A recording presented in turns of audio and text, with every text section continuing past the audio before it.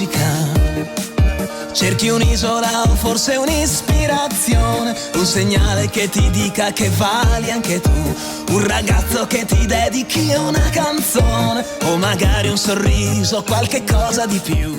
Sono ormai diversi anni che scrivo canzoni ed è la cosa che più mi piace fare universalmente. Nel senso che a me piace fare tante cose, ma sono una persona istintiva e anche un incostante, nel senso che non sempre riesco a portare a termine quello che faccio perché poi vengo preso da altre cose, da altre passioni.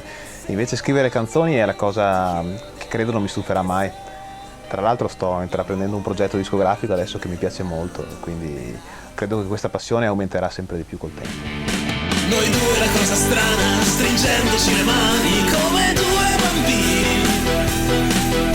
Noi due la cosa strana, ogni giorno più lontani, ogni istante più vicini. Respirando lo stesso desiderio. Come si scrive una canzone? È difficile rispondere a questa domanda. Io posso dare la mia interpretazione, cioè nel senso posso dire come io scrivo una canzone, e per quello che mi riguarda la cosa fantastica di questo processo è che per me è una cosa istintiva, quasi irrazionale, nel senso che posso stare anche tanto tempo senza scrivere una canzone, non è che mi metto lì al pianoforte e mi viene subito. Vengo preso da tante cose, da tante immagini, e a volte vengo ispirato da altre canzoni o comunque sia da un'immagine che vedo, da qualcosa che sento. Per esempio mi viene in mente un aneddoto un po' particolare: quando ho scritto una delle canzoni che personalmente preferisco, si chiama L'ombra di Wendy. Stavo passando davanti a una libreria, ho visto l'immagine di un libro, mi ricordo c'era un mazzo di fiori sulla strada e pioveva, quindi un'immagine molto triste, e quell'immagine mi è rimasta in testa. Era avvolto in una carta di giornale. Quando sono tornato a casa mi è rimasta in testa questa immagine, ero lì sul pianoforte e davano, mi ricordo, Peter Pan in televisione.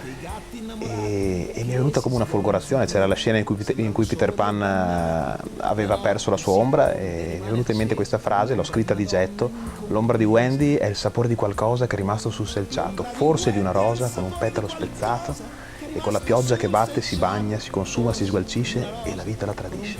Oh, fantastico! L'ho scritta subito di getto e poi da lì piano piano è venuta fuori l'ombra di Wendy. Io credo in chi ha grinta e non la vende, ai vittimismi e non si arrende, agli affanni. Credo che dentro ognuno di noi ci sia un mondo, anzi un universo.